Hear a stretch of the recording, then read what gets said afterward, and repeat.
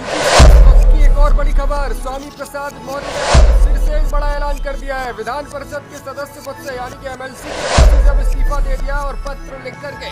साफ तौर पर सभापति को इस्तीफा अपना भेज दिया है। विधान परिषद के सदस्य अब नहीं रहेंगे स्वामी प्रसाद मौर्य। अखिलेश यादव ने कल ही कहा था कि पार्टी का फायदा उठाकर तमाम नेता आए और अब जा रहे हैं, और आज स्वामी प्रसाद ने इस बयान के बाद विधान परिषद की कुर्सी से भी इस्तीफा दे दिया है। भाजपा के साथ फिर से नजदीकी बढ़ाने की कोशिश कर रहे स्वामी। सूत्रों के हवाले से ये भी जानकारी सामने आ रही है, हालांकि नई पार्टी का ऐलान उन्होंने कर दिया है। 8 साल पहले भी उन्होंने पार्टी बनाई थी और अब फिर से नई पार्टी बनाए जाने का ऐलान उन्होंने किया, और अब अपडेट यह है कि भारतीय जनता पार्टी के साथ नजदीकी बढ़ाने की कोशिश है। लोकसभा चुनाव में समाजवादी पार्टी और इंडिया गठबंधन को नुकसान पहुंचाने का प्रयास स्वामी की ओर से। बेटी के लिए लोकसभा का टिकट चाहते हैं और इसी टिकट को फाइनल कराने के लिए तमाम रणनीति स्वामी प्रसाद मौर्य बना रहे हैं, यानी कि समाजवादी पार्टी में उन्हें राजनीतिक भविष्य अपना सुरक्षित नहीं दिखाई दे रहा, इसीलिए पहले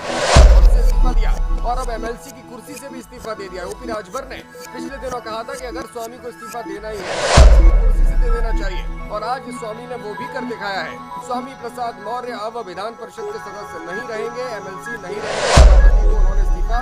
भेज दिया। अपना पत्र उन्होंने जो लिखा है, आज की तारीख का ये पत्र है, और ये पत्र उन्होंने खुद अपने सोशल मीडिया अकाउंट्स पर शेयर किया। इस पत्र को सभापति विधान परिषद के नाम लिखा गया और इसमें लिखा है कि मैं समाजवादी पार्टी के प्रत्याशी के तौर पर विधानसभा उत्तर प्रदेश निर्वाचन क्षेत्र से सदस्य विधान परिषद उत्तर प्रदेश निर्वाचित हुआ था। चूँकि मैंने समाजवादी पार्टी की प्राथमिक सदस्यता से त्याग पत्र दे दिया है, इसलिए नैतिकता के आधार पर विधान परिषद की सदस्यता से भी मैं त्याग पत्र दे रहा हूँ। कृपया इस त्याग पत्र को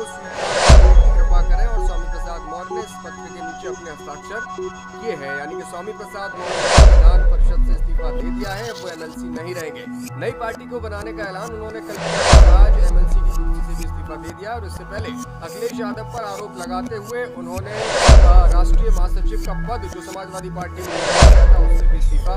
दे दिया था। प्रोफेसर राम गोपाल यादव पर भी उन्होंने पलटवार किया है और कहा है कि पता नहीं वो कैसे प्रोफेसर हैं, उनकी बातों से बिल्कुल लगता ही नहीं है कि बयान दे रहे हैं, उन्होंने समाजवादी पार्टी का कभी भला किया ही नहीं है, ये भी स्वामी प्रसाद मौर्य ने आज कहा है। फिलहाल की अपडेट यह है, विधान परिषद सदस्य ने इस्तीफा दे दिया है, अब एमएलसी नहीं रहेंगे स्वामी प्रसाद मौर्य। अखिलेश यादव ने कल कहा था कि पार्टी का फायदा उठाकर इसके बाद आज स्वामी ने विधान परिषद से इस्तीफा अपना